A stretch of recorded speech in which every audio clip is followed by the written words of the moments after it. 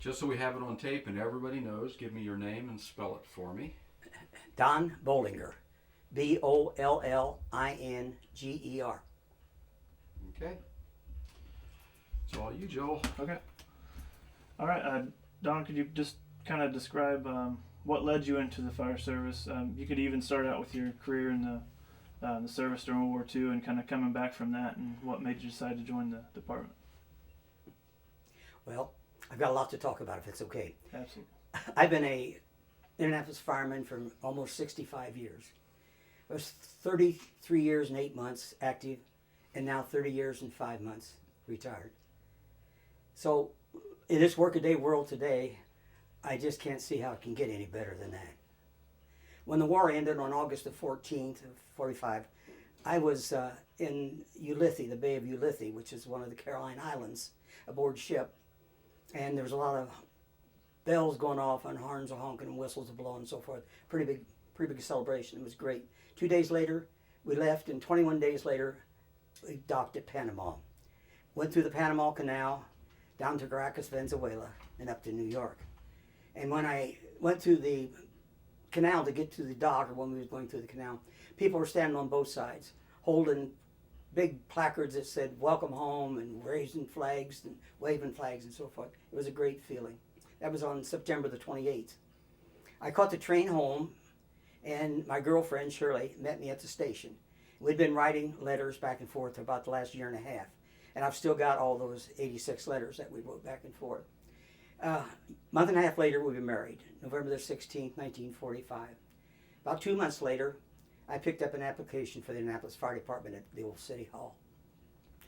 I picked it up because I wanted to be a fireman, and I think every boy growing up sometime wants to be a fireman. But I picked it up on another reason, because if I completed my probationary period and was appointed regular, I was eligible for pension, and my wife would be eligible for the widow's pension, which was 55% of my base pay. And it had a 30% children's thing. We later had 2 children, a son and a daughter. But this was insurance, or this was something you couldn't buy anywhere, to have that much protection for your family for the rest of her life, or until she remarried. So we had our test at Tech High School. There were roughly 200 after I turned in my application.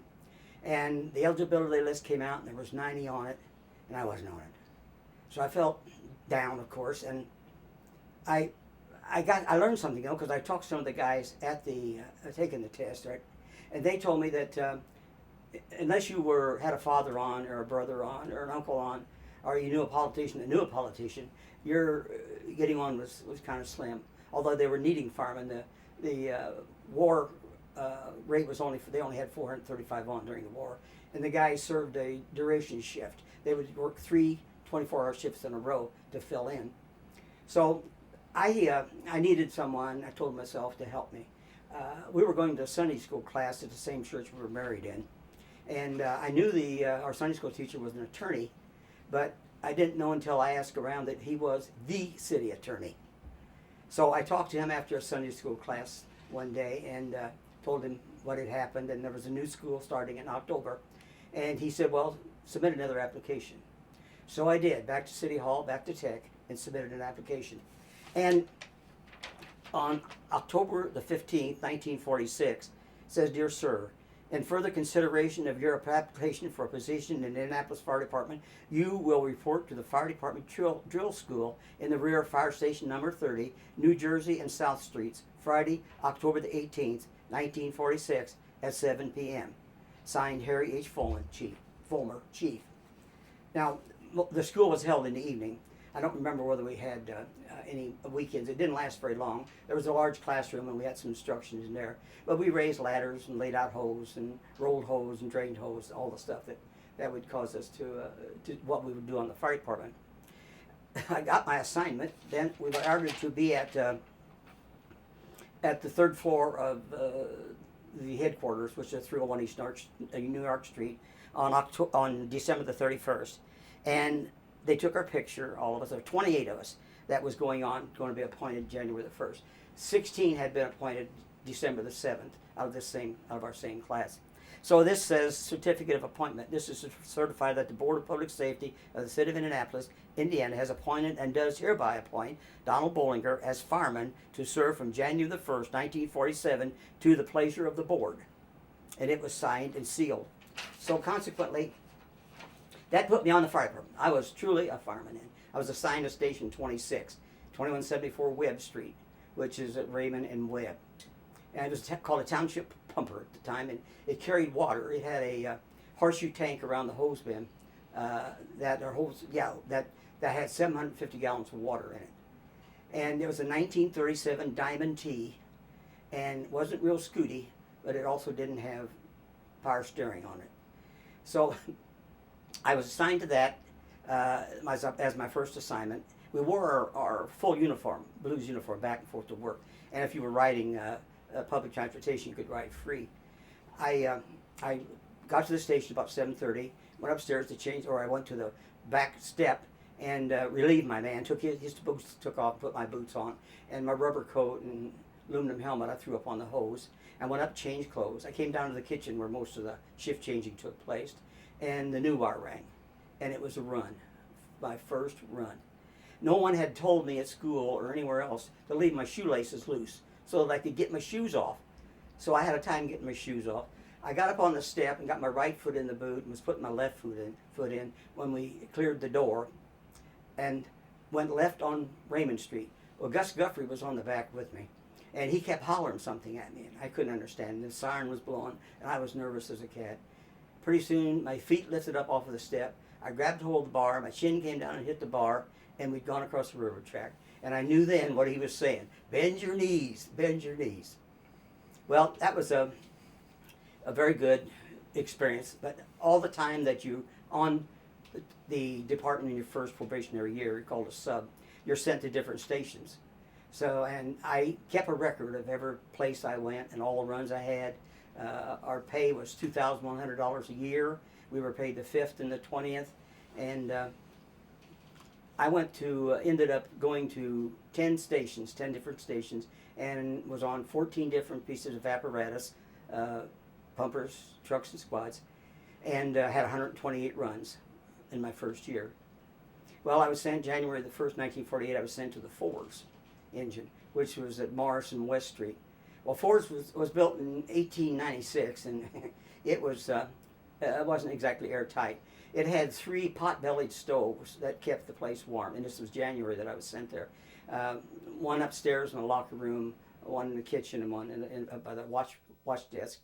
And you stood watch every 4th night. There were 4 men there, so every 4th night you had to stand watch. That means stay awake all night as much as you could, and listen to the new wire, which was a direct line to the game well. In turn, the dispatcher told you where to go with the telephone. Then the joker was it punched holes in a tape. It had a pickup tape and it punched holes in it, and it would tell you 2 pause, 3 pause, 4 pause. That was box 234. And every station had a running board that was mounted above the desk somewhere, and it told you all the boxes that you received, that you responded to. And then there were 530 poll boxes actually on the corners of street intersections, and 54 imaginary boxes. And the imaginary boxes were boxes like just numbers that were assigned to, say, Eli Lilly. And you would meet at a predetermined place, and the security would take you to the fire area. Well, they also had a stand with all the boxes, all 530 boxes on it, and the card. And if it was near your district, you would look up that card to make sure that you didn't get it on second alarm, if you were to respond on second alarm. So the force was okay for a while. To get coal upstairs to feed that fire, there was a rope secured on the second floor. You dropped it down through the pole hole. You went down the back stairs. You tied the rope to the handle of the coal bucket. You filled the coal bucket with coal. You went back up the stairs and you pulled the rope of the coal bucket up and filled the coal box. That was the way you kept the upstairs fire going. And downstairs, of course, you had to carry coal in the coal bucket through the apparatus room. But it was different than any place I even knew of. You know, when I was poor, I didn't have those kind of conditions. My bed was up by the bay doors below, and I had windows there. And about every 3 days, I would turn my pillowcase inside out because there'd be so much soot and snow flying in, that it would be dirty, and I'd try to sleep on a clean pillowcase once in a while. But I didn't stay there long. I think it was about May, and I was sent back to the 26th.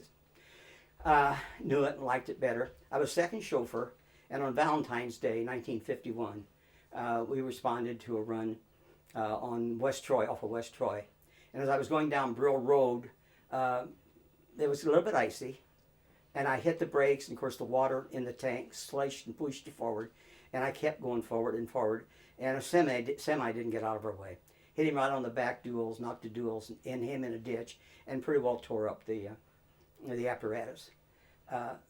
Put 2 of us in the hospital.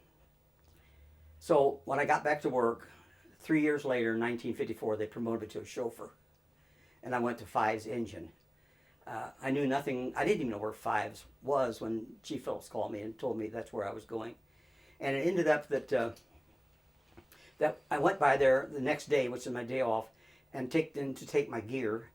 And when I drove up in front of that place and saw the buggy room and the engine room and the truck room, 3 bay doors, I'm telling you, I wondered why. Why don't you go ahead and put a hold on that thought for a moment and pick up until that clock the clock we didn't think about goes. Oh, darn it. That's okay. It's no problem. It's a Christmas clock, but I keep it going all year long because I like to hear it. I don't blame you. I would too. I'm sorry. That's all right. That's fine. Go ahead and pick up where you pulled up in front of the Fives. Oh, I pulled up in front of Fives, and I couldn't figure out to myself, why in the world did I go to chauffeur school? Man, that looks like a Sherman tank in there I'm going to have to drive. But I took my gear in and met Jim Meek, who was the chauffeur on the other shift. And he showed me around, and we got talking about this and that, and I felt a little better. I asked him what time he relieved. He said 7 o'clock, so I was there at 7 o'clock the next morning. And Babe Laurie, Captain Laurie was the captain. And as soon as the 2 men on the back got in, we took a little joyride and run down some narrow streets and some alleys so that I get kind of used to it. It was a shop built. It had air brakes and air bell, and the brakes were real touchy. I mean, air brakes would set you on your ear. So it took me a little time to get used to it. But if it hadn't been for Bob Beaver, who was riding the back step, crawling up on the hose and crawling up to tell me which way to go, the first weeks we'd have been lost. Because Babe Laurie wasn't much better than I was about it. So it ended up that he probably should have been made chauffeur. It ended up that I got used to it, and it was a wonderful place to be. Fives was a nice engine house on 15th to an Illinois Capital, 126 West 15th Street, and it just was a nice place to be. Enough men that you had ping pong, you had horseshoes in the back. Well, I was promoted to lieutenant in 1954, and I went to truck 31, which was a 46th in Carville. And it was an old service truck, Stutz, had wooden ladders, real heavy wooden ladders. And we had, the station was good, and the ladder was good, it had some nice men. But that's where the mascot for the fire department was kept. His name was Tito, a big old black and white Dalmatian. And they brought in girls once in a while for him to make them happy. And it ended up that he would bark. Every time a run come in, he would get up on the hose and stand in the red line box and just bark, bark, bark all the way. And he would, of course, disrupt the chauffeur and officer trying to communicate. And the guys on the back had to keep ducking his slobbers because he slobbered like mad when he barked. So, Chief Storm called me on the 1st of 1955, which I was only up there less than 6 months, and said he'd like for me to come back to Truck 5 if I wanted to. So I went back to Truck 5. It was an Arrow, 75-foot Peter Perch, and had a nice crew on there. And it was at the Fives. I'd been to the Fives. I was familiar with the district, and I thought I'd gone to heaven at that time. It was great.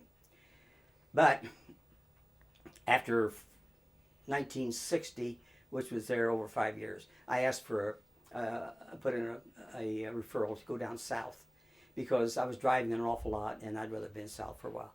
So I was sent to Engine 17. Red Horn was the chauffeur, and I don't know whether I told you, but because of the Engine 5, I had to put a pillow behind me. They set the seats so the tall guys could drive it too. So I put a pillow behind me so I could reach the pedals. Well, Red Horn had to have 2 pillows behind him. And I don't know where he ever learned. I don't think he learned at a chauffeur school. But he thought with the red lights on and the siren going, you could go as fast as you wanted to. and he was a maniac behind that wheel.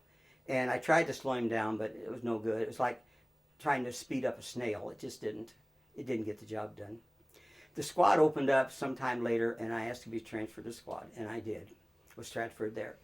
So I stayed with the squad. There were a lot of things I needed to know there that I didn't know, and I read some books and talked to a doctor that was a friend of my friend, and I did pick up some things that I might do that would help on people when we got a squad run. It ended up that I was promoted to captain in 1967.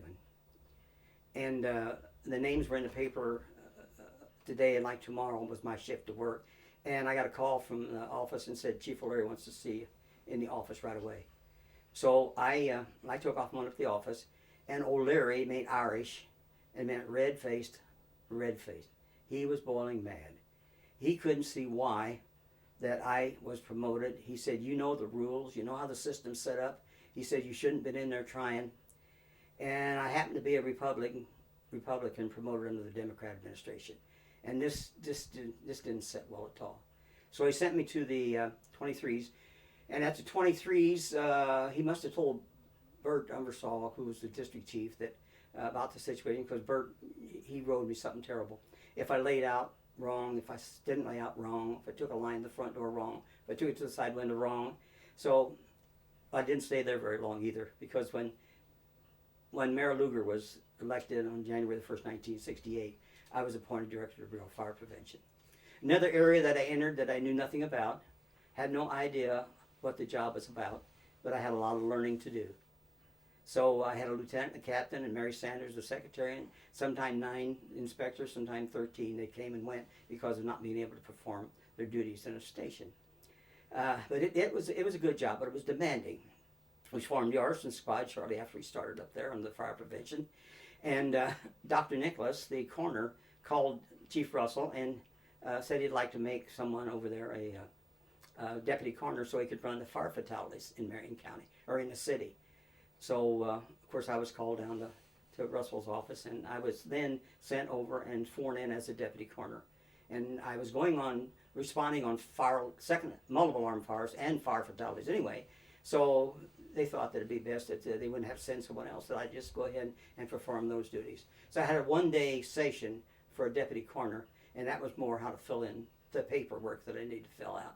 So I ran for the rest of the time up there as the deputy coroner for Marion County. And when I left, 4.5 years later, I had a carousel with 88 fire fatalities that I had responded to and wrote the report and took the pictures of. That wasn't the best time of the fire department, going out on fire fatalities.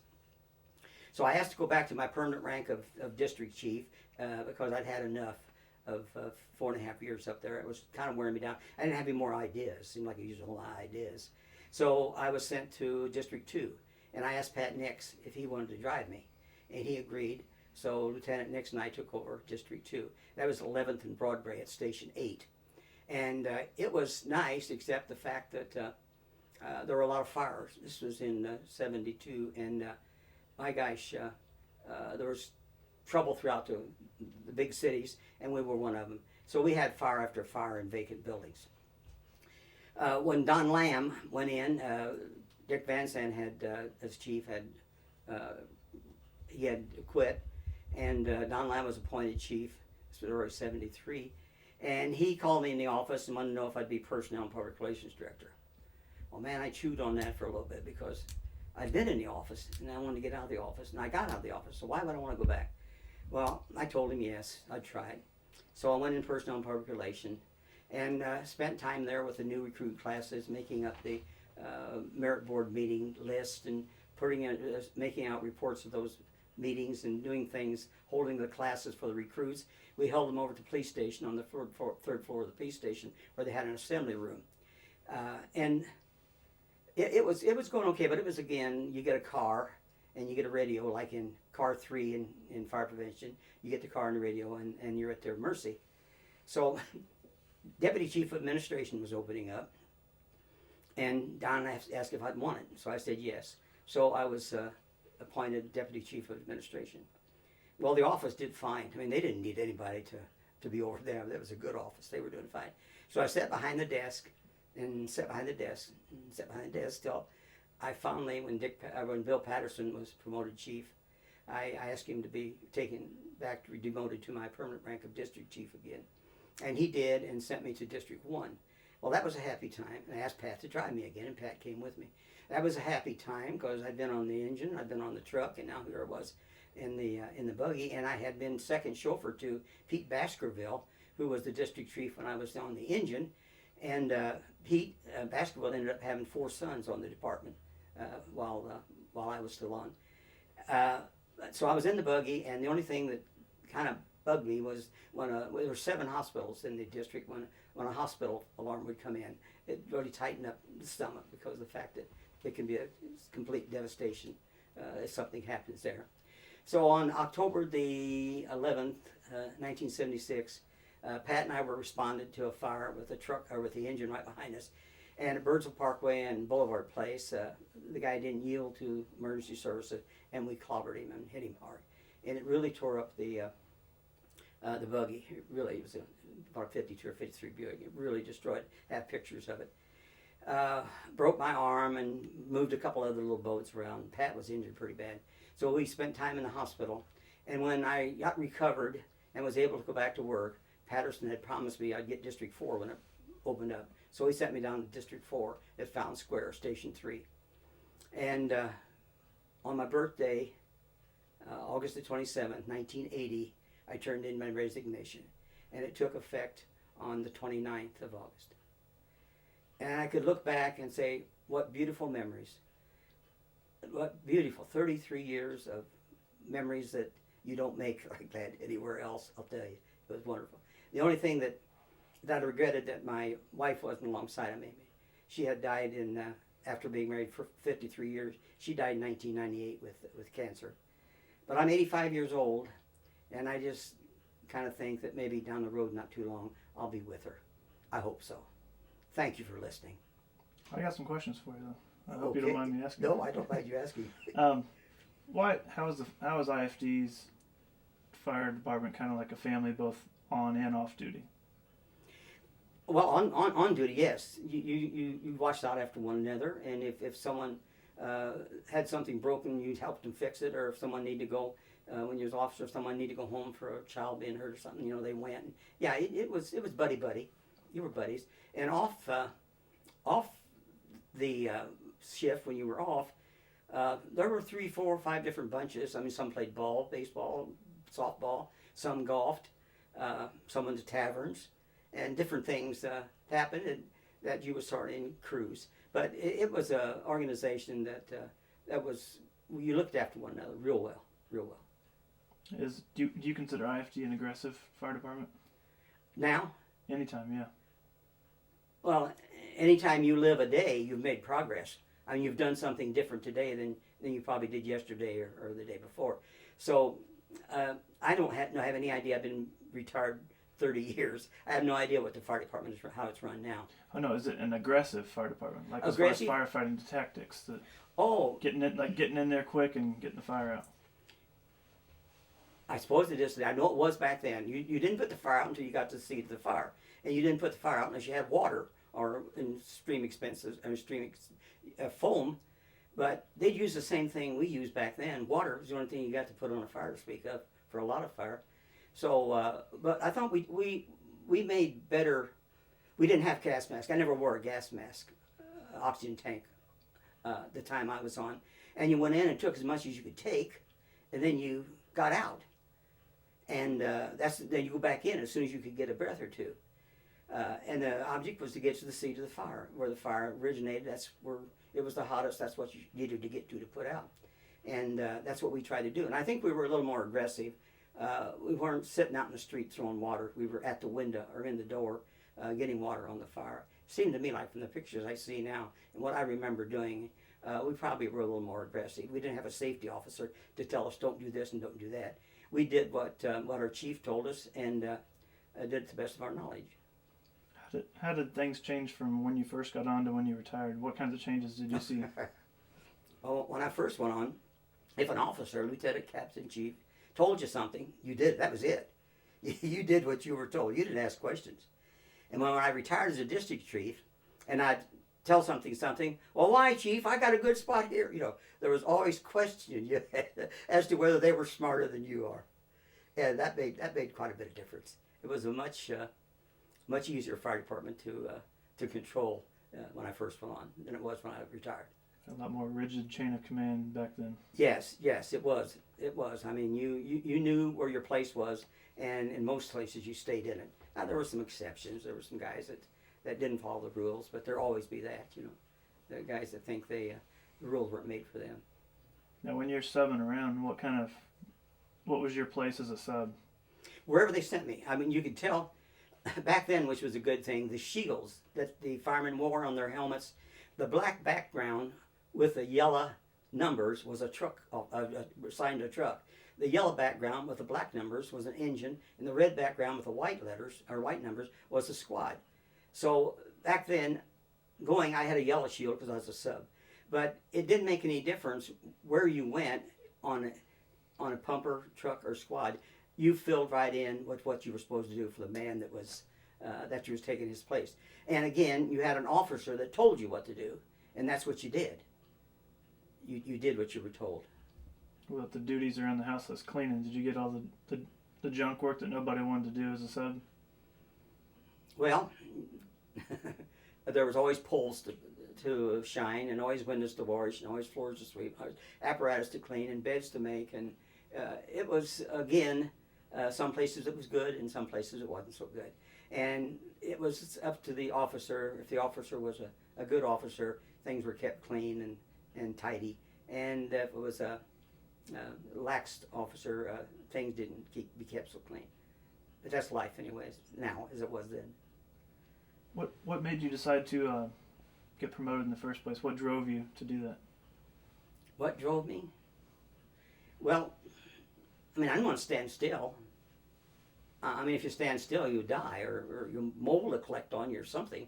So I didn't want to stand still. I wanted to go, and I liked the way that it was played. The game was played, and so I played the game, and I was able to. I hope I didn't step on somebody's toes. I know there were men who were more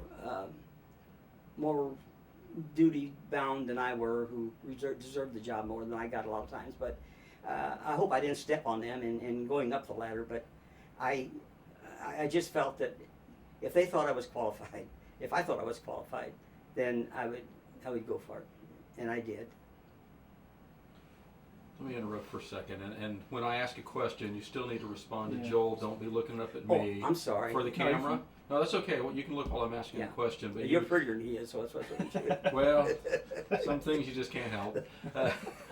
But when you talk about, you said you enjoyed playing the game, and you alluded to it a little bit earlier when you were talking about the one guy that being promoted as a Republican in a Democrat administration and all that. How much did politics play in the governance, the organization structure, the daily activities? That's what it was. It was a political game. The chief didn't turn in names to the Board of Safety of a group of men that he wanted promoted. The Board of Safety promoted men and sent the chief the list of those who he promoted. That's the way it was all through until Chief Van Sant tried to stop that by going to the Board of Safety and getting some of the men he thought were really deserving promoted, and he resigned. It was that bad that he resigned as chief of the fire department because he didn't like the corruption like that was going on.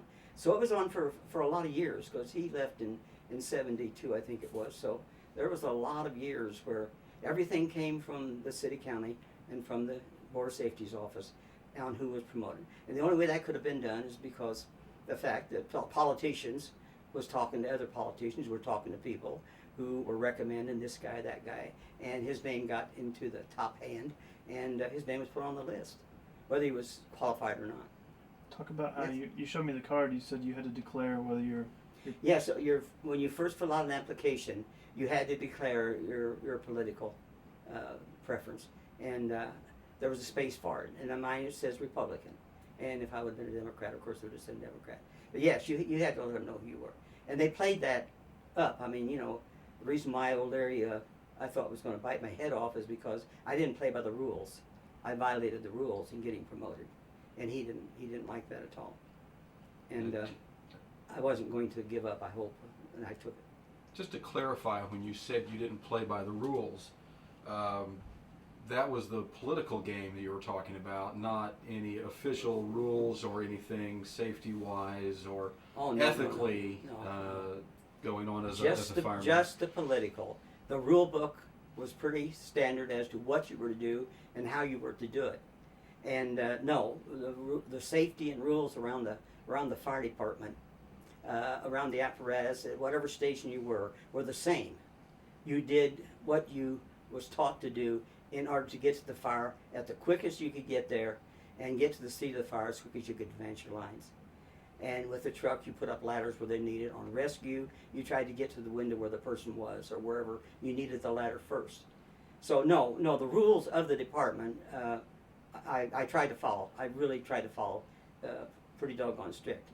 But the rules of politics had to be bent a little bit in order to follow their rules to get promoted. So I went ahead and played their game, and you had to do it like in Rome. You do what the Romans do. It was necessary to get promoted. That's the way it was done. Yeah, it really was. I don't know of anything that I would now then even that I would have wanted to have done different than what I did. And I don't know what kept me at 85 being as active as I am, but that must have had something to do with it or something. So. Okay, we're rolling now, Joel. Okay. Just kind of make sure when you were leaning in there talking, you were getting into the shot. Oh, really? But Okay. just so you're good in Okay. general, though. I want to ask you, like, when a fire comes out and there's multiple companies coming in from different directions, is there a certain pride in getting into that fire first and kind of owning it? Well, there was. Ed Malky was chauffeur on the truck 5, and I was chauffeur on the engine 5. And it was the rule that if we went west to the right, he had preference. He was to go. If we went the other way, left, I was to go first. And we just would wait until the one got out. But Malky and I got to the point where we would try to beat one another out to go. I would want to get him, crowd him out, and I'd get up in Heaney Meat Company a lot sometimes in order to get around him. And boxes like at North and Capitol, where we had a straight shot down Capitol Avenue, and the 13s coming across for the 7s. We always prided in getting there first. Yeah, that was a pretty big thing to beat someone that should have been there first into the fire scene in the box. It was big. What was it like, as a chauffeur, did you ever, getting out, especially wanting to get out fast at 5s, did you ever leave anybody that was kind of straggling behind, any subs? Or? Yes, of course, you have your hygiene habits, and sometimes you just can't get out of it in 20 seconds, which about it took us to get out. And when Dick Vangstein was a captain, I drove him as captain on the 5s after Captain Laurie left. And his thing to me was, you get in, get it started, and get it out of here. If they don't get on, that's their fault. They're going to be the ones that catch it, not you. You get it out that door. You cannot pick up time on the street that you lost in the house. So he says, get out. And that was his thing. I mean, when the alert, he had us all up there, that when the alert sounded, and you had no idea who was going to be sent, but when the alert sounded, you got up out of your chair, you headed towards the apparatus. We were that gung-ho at one time when Captain Van Sant was there. What was it like riding? We don't get to ride in the tailboards anymore, or sideboards. What was that experience like? Riding on the back step, Yeah. or the side of a truck. When I was chauffeur on 5's engine, I'd stand a lot of times at the bay window at the door, looking out, and it might be snowing, sleeting, raining, just terrible conditions like we have today. And the alert would go off, engine 5. And I wanted to just go over there so bad and pick up the new wire and say, this Bollinger 5s, I think I'll hold up a minute. It's raining pretty hard out there. I think I'll wait till it slacks up. No, you didn't do that. As soon as I wore glasses. If you wore glasses, you couldn't wear them. But as soon as you cleared the bay door, whatever was out there hit you. And you was open, you had your rubber coat on, hopefully. And there was 2 little windshield wipers on either side of the windshield that did nothing but annoy you. And you would fill up with snow. If you was off the apparatus very long pumping or something, your seat would fill up with snow or water. All your controls would be covered with snow. And there's no way that these new people can understand something like that because they didn't live it. There's no way you can make them. Like me trying to understand the Conestoga wagons going across the prairie, in 1865. No way I can understand how that was done, how they did it. But they did it, and we survived an open cab apparatus. But it's nice now when I see them go by me and they got earphones and heated, and I suppose you got music playing in those things too sometimes. No music, oh well. We don't. It's a different fire department, completely different. But it was different in 1946 when I was hired than it was 50 years before that too. I mean, they worked every day, didn't get to go home except like one night every 6 days or something like that. It was, things kept, you saw about progressing. Sure, things have progressed, from that. But everything else has progressed too. I mean, when I was born in 1925, horses and Model T Fords were about the only thing on the road. And consequently, look at it now and what we've got. So things do process, and it's great progress. But it makes you, if you lived back then, it makes you wonder if it's sometimes the right thing that should be done, especially with the telephones and everything that the phones can do to you. Well, you're talking about that right now. You got in as a relatively young man shortly after World War II, but I'm sure there was the old guard that had been around for their 30 or 40 years. What were some of the stories that you heard 10, 15, 20 times almost every day that they might tell you about? Back in our day when we got started, we didn't have all these modern conveniences. We didn't have these. So what kind of stories did they tell you? It was just that. It was different, and they thought we were what I'm thinking the new guys are today, I remember one story when I went to the fours that was told quite a few times. They had beans and cornbread when you took your turn cooking. So this one guy cooked beans and cornbread every time he cooked. And the beans sat on the stove until supper, and you just went out and helped yourself and got your beans and cornbread for supper. Well, it was screaming at someone for putting too much pepper in it. They were just so mad. There was all the time playing cranks on one another. Well, they ate, but when they went to empty the pot, there was a little skinny mouse in there that didn't have any hair. And it was told about the guys, that was heading for the rail, you might say, to get rid of. But there were stories like that. We used to, even when I first went on at the 26s, there were a lot of pranks. You didn't dare walk near the engine house or sit in a chair near the engine house, because if there was a window there, you got a bucket of water on you. And there were times when my whole mattress would be stuffed down the pole hole, and I'd have to put it on my back and take it back up the stairs to make my bed and stuff. There was a lot of fun stuff. I didn't call it hazing or harassing or whatever, but it was all done in fun.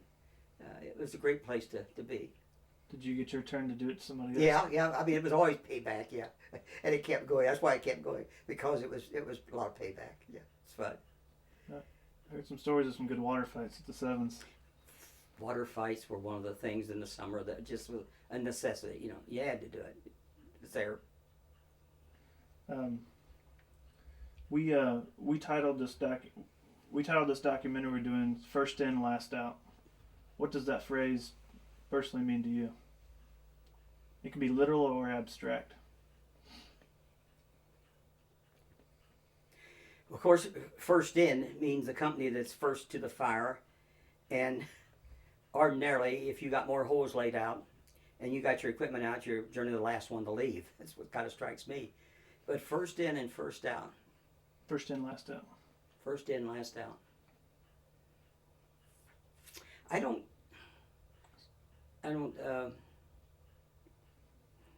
can't place that with a fire department too much.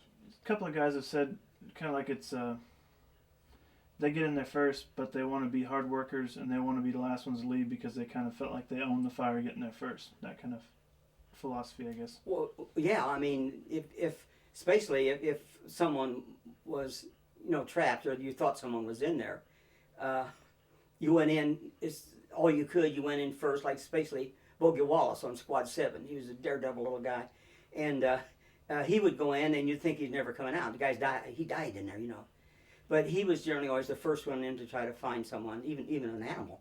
And everybody else was out coughing and spitting, and he was the last one. And practically everybody smoked back then. And consequently, you'd go into a smoky fire, you'd go into a kid, you'd knock the windows out, you forgot to hit too hard and you didn't knock the storm wind out, so you didn't help yourself a bit. You just knocked the inside wind out. But you'd get so much, and you'd come out and you'd have snot dragging out of your nose, and you'd cough, cough, cough. And when you got to breathe, the first thing you do is go out to the apparatus and light a cigarette. Which I wonder why most firemen of my age, haven't had lung cancer, because we didn't have the breathing mask. We took whatever was there, and the old cotton mattresses, especially the ones that have been used a lot and unused or reused a lot, were pretty hard to breathe sometimes. Were you involved in any saves in your career? Saves? Yeah. I hope to think I was. On the squad, a lot of things that happen. You hope you got there quick and did the right thing, so that it helped save the person's life. But I don't know. I've been to a railroad station where when the trains couple, it's a big coupling that claps together, and a guy was caught in the coupling, and something you knew you couldn't do anything about, but stand by and watch. And as deputy coroner, I saw many deaths where little twin girls were on a bed, and their mother left to go across the street, and the little 3-year-old did what daddy had done by rolling up some paper and taking the fire from one stove and trying to take it to the other stove to put in the door. And she dropped the paper, and of course the 2 twin girls were burned up. It's things that you can't, that after it's over, you say, oh, what if I'd have done this? Maybe I could have helped if I'd been here sooner or whatever. But that's living, like you live today. There's things you wish you could do or could have done or that you didn't do. So. Yeah, you kind of answered that. I was just going to say, how do you think firefighters deal with the extreme ups and extreme lows of the job? To describe to the general public who don't always see some of the medical runs that we go on. I mean, a lot of times you see the fires in the news, but you don't see the heart attacks and stuff like that. I mean, how do you think firemen deal? How did you deal with that kind of stuff? Well, your home life has a lot to do with it. It's the way you feel when you go to your shift. It has a lot to do with how your reactions are throughout the day and how you treat your other men. If you got a happy home life, then you're going to be pretty happy around the fire station. But when it comes to smoking, eating smoke and smoking, it's wrong, but it's a thing that you do and you don't question. Everybody has bad times, and I suppose I had some bad times, but I didn't have any bad times which caused me to want to leave or, do something drastic or different. It was a good life, and if most people look at it that way, it can be a good life for everybody. When you were in the district chief spot, what was your leadership style like? How did you treat your men, your battalion? Well, they were human beings, and they had a job to do, and of course if they didn't do the right thing, then I talked to them about it. And if they did the right thing, if they took their line where it was supposed to have been taken, or if they put a hook ladder on the roof where it was supposed to be put so that we could get up on the roof, I mean, I generally give them praise, and good work, guys. We made a good stop here or something. I'm not a violent guy that would scream. I'm not an old Larry that screamed at me. I'm not a guy that screamed and tried to get things done that way. It's just all of them. There you had some stubborn guys that you had personnel clashes with that you didn't like or they didn't like you, and of course they gave you some trouble and you gave them trouble the same way. Just because you was a chief didn't make you God. So consequently, you had to be a man in whatever job you had. You had to be a man. You had to treat other people like they were a man. Now it would be men and women. I never was one when there was a woman, so I don't know how that works. What's some of your fondest memories you have looking back on your career? All of them. No, I think they're at the latter part of my tenure in fire prevention was pretty rough on me because I'd been there quite a while, and there were so many things that politically I couldn't do. It takes the Downtown Merchants Association to keep the city running. The mayor can't do it by himself. So when you had an inspector go in and he wrote an order on something wrong in one of the Downtown Merchants Association buildings, then you would be called to Mr. Walsh's office, and he would say, now, can we give him a little more time? Let's give him a little more time because it's something that's going to cost money and so forth. So your hands weren't tied, but they weren't given full full reign to do what needed to be done, not what I thought needed to be done, what the book, the fire code rules and fire safety regulations said needed to be done. A lot of times they weren't being done, and you couldn't make them make it happen. If you could stand in front of a recruit class today that just started, what kind of advice would you give the new guys coming on? I can't relate. I couldn't relate to them about what I'm talking about to you now. They'd have no understanding of what I'm talking about.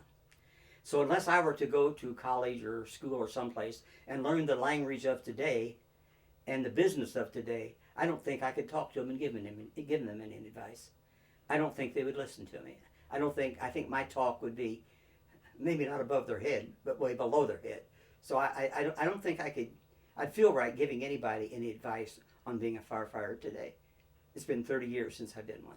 What if you knew you had a captive audience that was looking for someone who's been experienced, someone who's spent a lot of years in the job, someone who's observed a lot of stuff? Well, most everything that held true to when I was on the fire department holds true today.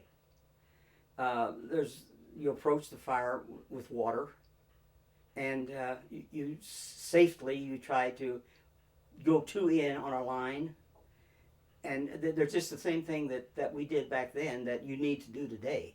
It's important that you look, as I say, out for your fellow man, but it's important that you come out alive too.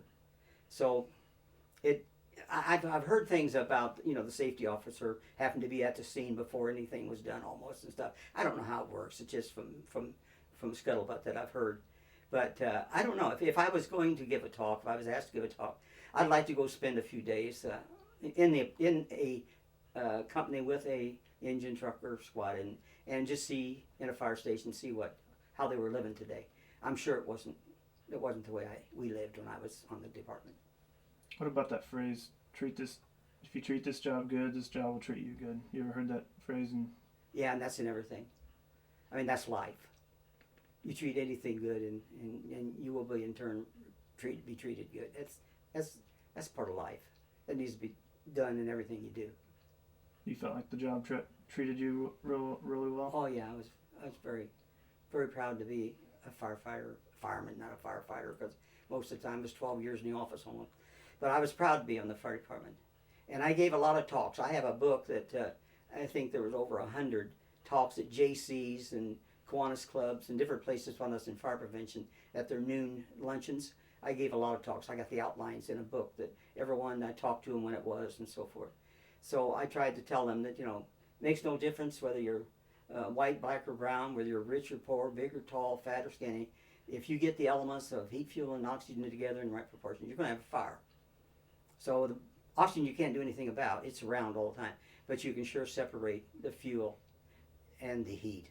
And you have to know where to look for the heat source and get rid of your trash. But I mean, I could talk to business about fire prevention, but I don't know that I could talk about firefighting now. I have one last question for you. This is kind of a general question. You keep a lot of scrapbooks and you record the history and stuff, and I know you really appreciate the history. Why do you think the history of the IFD is important to pass down? Why do you think it's important for us as we're doing this documentary to preserve our history? Well, you can't know where you're going unless you know where you've been. So consequently, you're more or less judging what I do today with what they did yesterday, and I'm trying to make it better than it was then. The same way as I hope my kids had a better life than what I had as a boy growing up. So that's another part of life. Excellent. Jerry?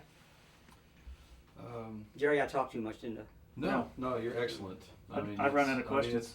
I can't tell you how many documentaries we work on, and we'll do 45-minute interviews. No one really going to take 2 minutes out snippet of it. That's fine. But at the same time, sometimes you got to have that 45-minute to an hour conversation or longer to find out what those snippets are. I really feel good that I got to say, my thing. Yeah. I mean, it's been, as I said, I'm 85. I don't know how many opportunities I'll ever get to be able to voice my opinion of what I did and what I thought and how I did it. Fantastic story, I can tell you that much. It was, but it wasn't during gloom, No. It was during great times. No, I want to go back to the question where that Joel had asked about what you would say to firefighters today, the new recruits coming out there, and I think you were thinking a little bit maybe about techniques, how do you fight fires, Yeah. but honestly, you had 30 years plus on the force, and you saw a lot of things, a lot of human emotions, feelings, morals, ethics, doing the right thing. That kind of stuff doesn't really change in time, I think. Attitudes that you would take to the job, to interact with your fellow firefighters.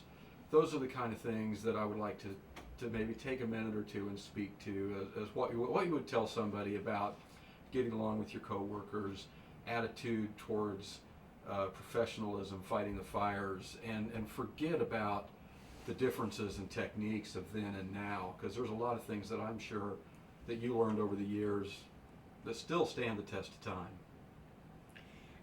Well, of course, there was drinking on the department,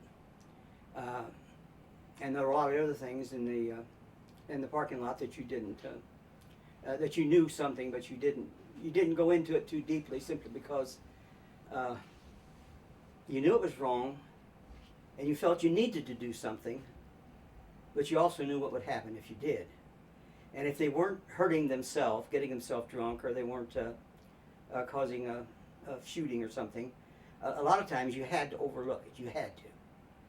But I remember in District 4, Pat and I drove out of the engine, or no, I had two different drivers, Bob Biggs, and there was driving out of the engine house, and I forgot something, and I got out and went back in.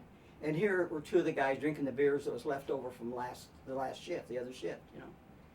And I mean, I had them pour them out right in front of me, and I was so daggone mad, you know, why would you guys do this? You know better, and so forth. And yet, after I got back in a buggy and we headed downtown, I felt like a heel, you know, because I treated these guys like they were dogs. You know, I got mad at them, and they were wrong. But what right do I have other than being the chief and trying to say follow the rules, do what you're supposed to do? I needed to get on, but I didn't like the way I got on, I guess. I don't know. And that's happened in a lot of cases. You know what's going on downstairs, so you make an appearance downstairs so that everything vanishes and so forth. And if someone has done something that that is, you know, is not good, you call him into your office, you call him into the kitchen, and you talk to him about it. You say, now, you know that's not right. You know what's going to cause if we get, you know, something like this happens and it gets out. What in the world are you doing? You know, you're not conducting yourself like a man at all, especially a farm. What are you doing? So you would talk to someone and try to get whatever it was stopped. Because every person's different. And everybody thinks, a lot of times, what they're doing is okay. Because I think some think the rules weren't made for them. And you have to keep harmony. You got to keep the crew together, but sometimes it's hard. It's very difficult sometimes to do what you know is right, and yet know the consequences and what it could cause. So what would you tell some of the new guys about, you know, respecting their superiors and listening to experienced people when they're talking to you and paying attention, and that whole mentality of kind of keeping your eyes and ears open and your mouth shut and that kind of thing nowadays? Because I think that needs to be taught a lot more than it is now. Yes, I told you from the time I went on, if the officer said it, that was the rule. That was God's voice speaking to you. You did it. When I left, it was, we got a better way, Chief. We'll do it this way. We'll go here. And it was very difficult when you sized up a fire, when you got to the fire and saw what was happening, where the fire was coming out the windows and where the smoke was leaving the building and what color it was and so forth, and you knew what you wanted to do to get the fire out, then it was very bad when someone didn't want to do it your way. It made your job much harder. So everybody, as I say, they're taught and they listen, but they don't hear, and consequently, like Red Harn, you know, slow down, Red, slow down, slow down. And I'm telling this snail, hurry up, go. You know, it doesn't work. So some you just can't get to. Some of them, and that's the way in life too. The same way now. You have neighbors and friends that are different, a lot different, and you try to reason with them or try to, you don't want to be their way, and they certainly don't want to be your way. So consequently, you end up not being good friends. Where if both of you said this is the way it should be, let's do it this way, you could be friends, and you'd be the same way around the fire station if you got the book out and laid it down the rule book and said, now look, let's all do this, let's all do that. You want to? Okay, then we're friends. We'll all get it done. But that's just not the way life works. So you have to take that part of the life just like it is now. Did I hit your subject, Jerry? I think you covered it fairly well. Fairly well. I don't like fairly well. You want to do it? Want to do it again? No. I think the it's the whole idea of just trying to tell those future firefighters what they need to know to be good firefighters. Well, when this 150th anniversary thing started, I went to the meeting, the first meeting they had, and they asked me, because I wrote the history for the '74 book, if I be in writing the history. And I said, yeah.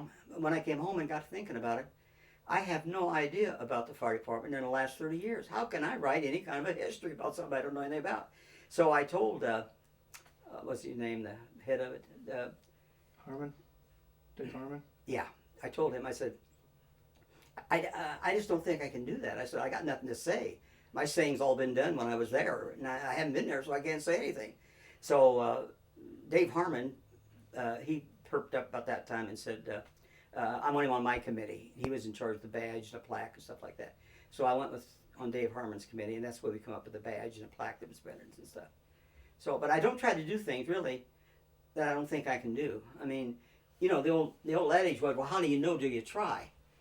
But the fact is that in fire prevention, if I'd have tried some things, we put on a demonstration in front of the city council in chambers. We spread tarps down in fire prevention, and this was at 4th of July, and we were showing them how dangerous sparklers and fireworks that were being sold over the counter were. I got pictures of it also. And we spread tarps down and had buckets of water and had fire extinguishers, and we put on a sparkler display and not a bottle rocket, but a rocket that went up with plume. And to show them, the sparklers were, and how you could, when the sparkler went out, you could even touch to a piece of paper and ignite the paper. And how terrible they were when it came to getting hurt, little kids' hands hurt, burnt, and so forth. And I mean, if I'd have thought about it, later on I thought, we went to a city council building inside and set fires and stuck the stuff in water that was burning and stood by with fire extinguisher. I said, people don't do things like that. But we had done it, and if I had thought twice about it, I probably would have decided that was the best way to put a point across. Well, at least you didn't burn the city county building. No, we didn't. Okay. All right. I think that was great. Thank you very, very much. Thank you for Appreciate your